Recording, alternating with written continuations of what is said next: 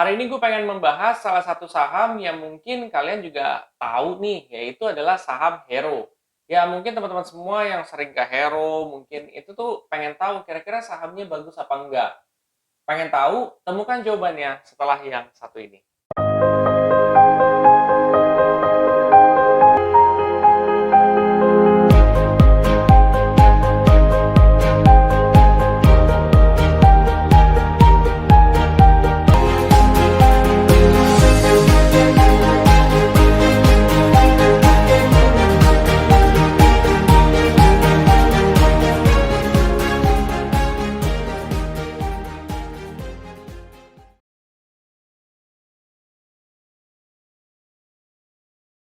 Saham Hero ya guys.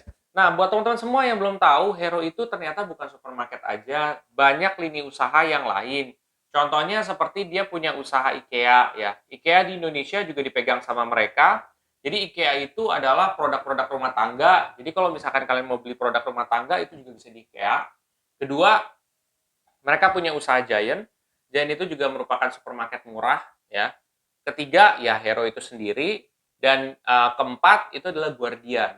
Jadi ini beberapa merupakan bagian daripada usahanya Hero. Oke, itu merupakan pengenalan nih. Jadi mungkin kalian sekarang udah ada rasa kaget. Oh ternyata Guardian tuh bagian dari Hero ya. Oh ternyata IKEA bagian dari Hero ya. Gitu. Seperti itu. Nah, eh, beberapa bulan lalu gue pernah membahas juga tentang Hero dan sampai sekarang viewersnya itu masih ada terus ya. Dan itu laporan keuangannya, bukan laporan keuangan sih, jatuhnya penghasilannya itu tuh berkurang drastis gitu ya. Dan banyak gerai-gerai yang ditutup, Hero, Giant gitu. Nah, berarti kan laporan keuangannya ini ada yang bermasalah nih. Untuk tahu lebih, makanya kita akan coba bahas ya. Oke, pertama, gue kalau di laporan keuangan, gue ngebahas dari return on asset. Return on asset, gue pengen tahu nih, apakah perusahaan ini udah cukup efisien belum dalam pengelolaan asetnya. Kalau misalkan pengelolaan asetnya itu efisien, itu ditandakan berarti dia itu positif. Dan di sini dia minus ya, minus 25,1%. Artinya apa? Artinya berarti tidak efisien gitu. Dan ini tidak efisiennya kenapa? Karena dia satu minus, kedua dia dibandingkan kuartal 3 itu turunnya lebih drastis gitu. Artinya perusahaan ini harus putar otak gimana caranya pengelolaan asetnya ini lebih efisien. Karena kalau pengelolaan aset efisien, harusnya secara pendapatan dan lain-lain itu juga akan bisa meningkat. Itu yang pertama. Yang kedua, dari return on equity. Nah, return on equity merupakan salah satu aspek penting juga dalam menilai saham ini bagus apa enggak. Jadi, return on equity itu basically adalah apakah perusahaan ini bagus nggak nih atau efisien nggak nih dalam mengelola permodalannya. Tadi kalau return on asset kan dalam asetnya, ini permodalannya kalau return on equity. Nah, di sini adalah minus 65,5%, artinya tidak efisien ya guys. Kenapa gue tegas benar-benar tidak efisien? Satu, dia minus. Kedua, dia dibandingkan kuartal 3 lebih buruk guys. Gitu. Artinya apa? Perusahaan ini harus benar-benar dia tuh pikir dan putar otak gimana caranya supaya penjualan ini meningkat gitu. Seperti itu. Nanti gue akan coba bantu ya di akhir sesi ya. Itu dari return on equity-nya. Lalu kalau kita lihat daripada earning per share.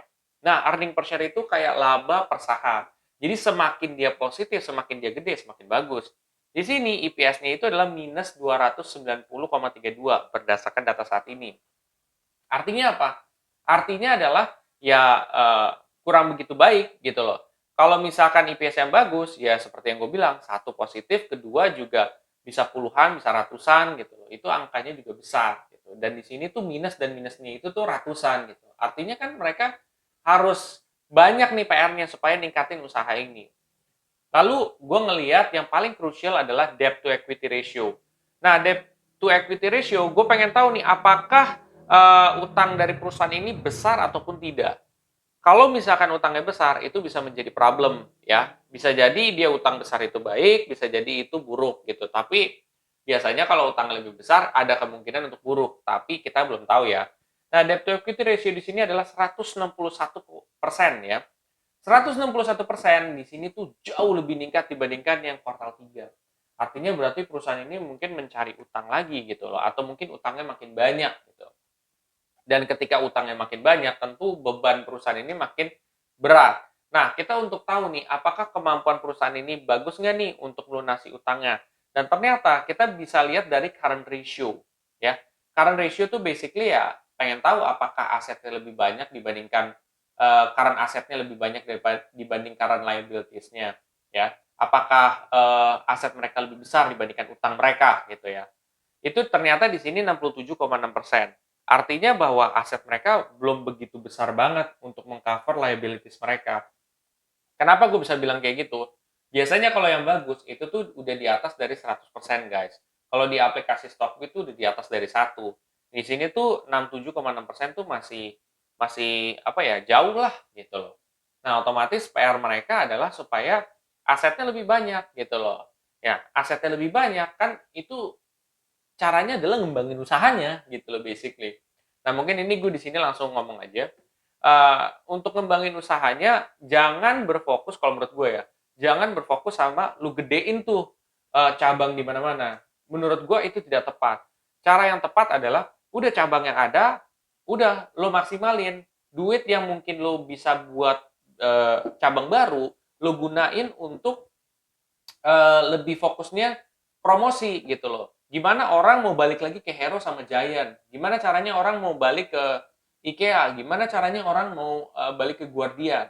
Gitu. Dengan cara seperti itu, kalian udah promosi di TV lah, di misalkan di media YouTube lah, ya udah gitu. Kalian bisa dapat hasilnya setelah itu.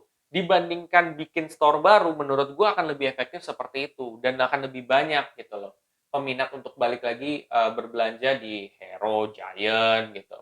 Seperti itu dan ketika itu udah achieve, baru deh terserah kalau laporan keuangannya udah kuat lagi, mau bikin cabangnya sampai 100 juga nggak masalah gitu. Jadi ada step-step penting sih kalau menurut gua supaya ini tuh bisa bangkit kembali. Itu. Lalu yang terakhir, gua itu menilai daripada net income. Jadi net income-nya di sini adalah kayak pendapatan perusahaannya gitu loh, secara bersih ya.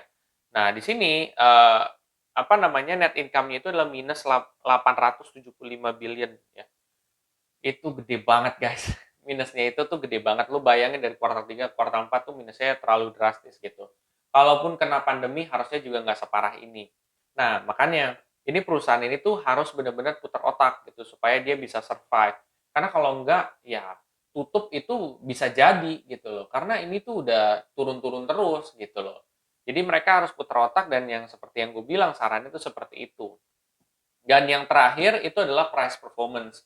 Nah, price performance-nya ini cukup unik ya. Kenapa? Karena di saat laporan keuangannya memang banyak yang bermasalah, menurut pendapat gue, ya, itu seperti 6 bulan dia 9,3% naik, 1 tahun 12%, 10 tahun 72,9%. Nah, berarti yang gue bisa tarik kesimpulan di sini adalah bahwa kenapa price-nya itu meningkat? Karena bisa jadi sekarang sahamnya Hero lagi turun nih. Tapi, ya, tapi nih berarti kalau misalkan dia nggak ada penurunan, saham Hero tuh harganya tuh pasti akan naiknya menjulang banget gitu. Tapi kenyataannya dia nggak bisa bertahan dan akhirnya bisa segini gitu, 72,9% gitu sih. Tetap ada potensi ya. Tapi menurut gue potensinya tuh kayak 50-50 gitu loh.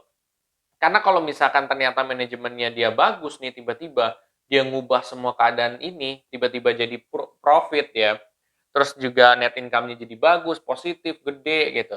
Itu tuh langsung saham Hero tuh bisa menjulang naik banget gitu. Dan ketika lo misalkan invest saat ini dan ke depan itu bisa jadi gede. Itu kalau bagus. Kalau misalkan nggak bagus ya otomatis bisa sebaliknya gitu loh. Kalian bisa rugi gitu loh. Seperti itu sih. Jadi pahami dulu bahwa investasi itu pasti mengandung resiko dan yang kedua keputusan investasi lagi-lagi ke kalian. Ini gue hanya memberikan masukan dan feedback aja gitu loh tentang saham ini gitu.